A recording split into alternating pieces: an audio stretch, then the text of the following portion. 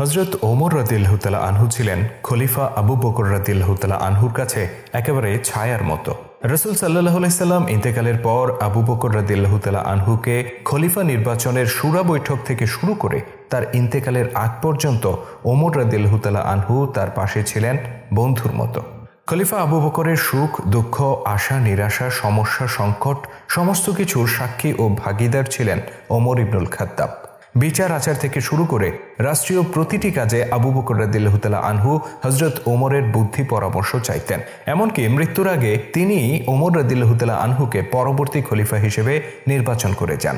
সাহাবীদের অনেকেই রকচটা ওমর এর ব্যাপারে আপত্তি তুলেছিলেন, কিন্তু আবু বকর রাদিয়াল্লাহু তাআলা আনহু বলেছিলেন, সামনে যে কঠিন পরিস্থিতি আসছে তা সামাল দেওয়ার জন্য ওমরই সবচেয়ে উপযুক্ত ব্যক্তি।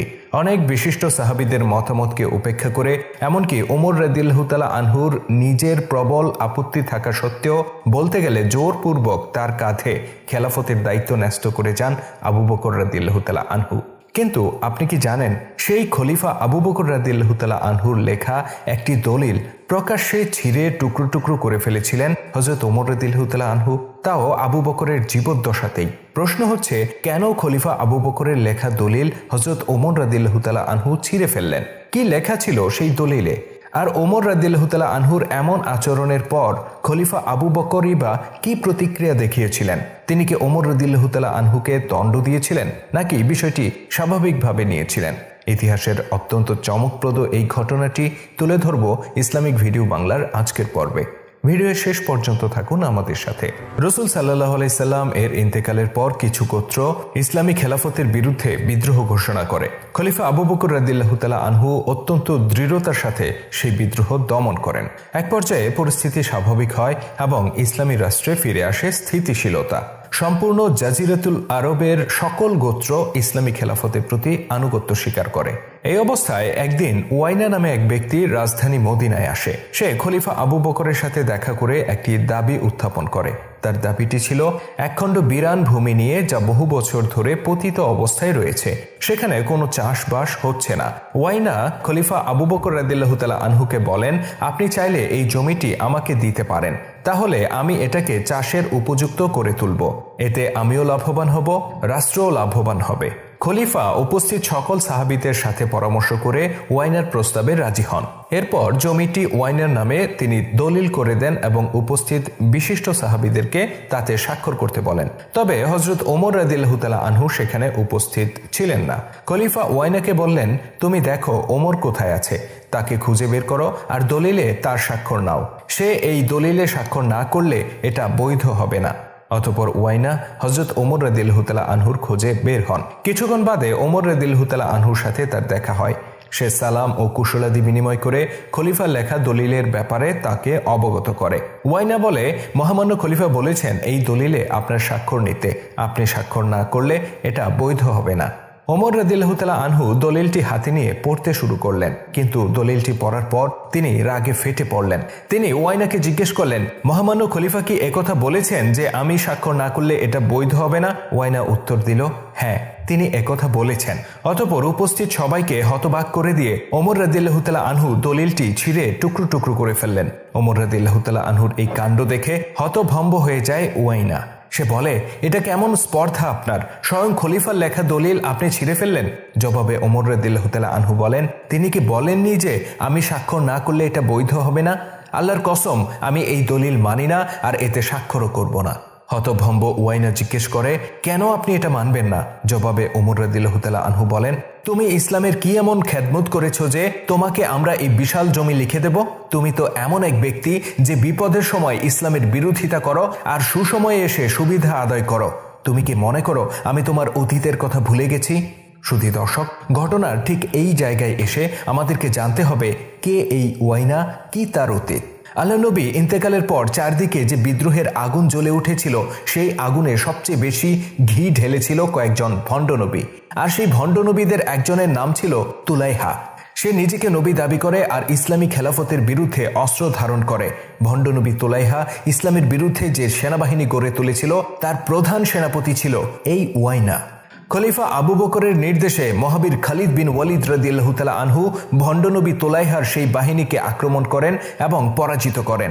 সেদিন তোলাইহা ও তার প্রধান সেনাপতি ওয়াইনা দুজনেই পালিয়ে নিজেদের জীবন রক্ষা করেছিল। পরে তারা আত্মসমর্পণ করে খলিফার কাছে ক্ষমা প্রার্থনা করে। খলিফা আবু বকর রাদিয়াল্লাহু তাআলা আনহু তাদের দুজনকেই ক্ষমা করে দেন।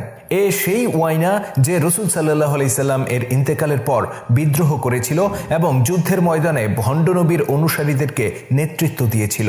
আজ যখন চারদিকে ইসলামের জয় জয়কার, দিনে দিনে সমৃদ্ধ হয়ে উঠছে খেলাফত রাষ্ট্র, তখন সে সুবিধা নেয়ার চেষ্টা করছে। সে ভালো করেই জানতো আবু বকর রাদিয়াল্লাহু তাআলা আনহুর মতো কোমল মানুষকে বোঝানো কঠিন হবে না। এভাবে সে বিশাল সম্পত্তি হাতিয়ে নেয়ার চেষ্টা করেছিল। কিন্তু সে হয়তো জানতো না খলিফা আবু বকর রাদিয়াল্লাহু তাআলা আনহু কোমল হৃদয়ের হতে পারেন, কিন্তু তিনি কঠোর হৃদয়ের অধিকারী ওমর ইবনুল খাত্তাবের পরামর্শ ছাড়া রাষ্ট্রীয় কোনো সিদ্ধান্ত চূড়ান্ত করেন না। ওমর রাদিয়াল্লাহু তাআলা আনহু যখন দলিলটি ছিঁড়ে ফেললেন, তখন ওয়াইনা ছুটে যায় খলিফার দরবারে।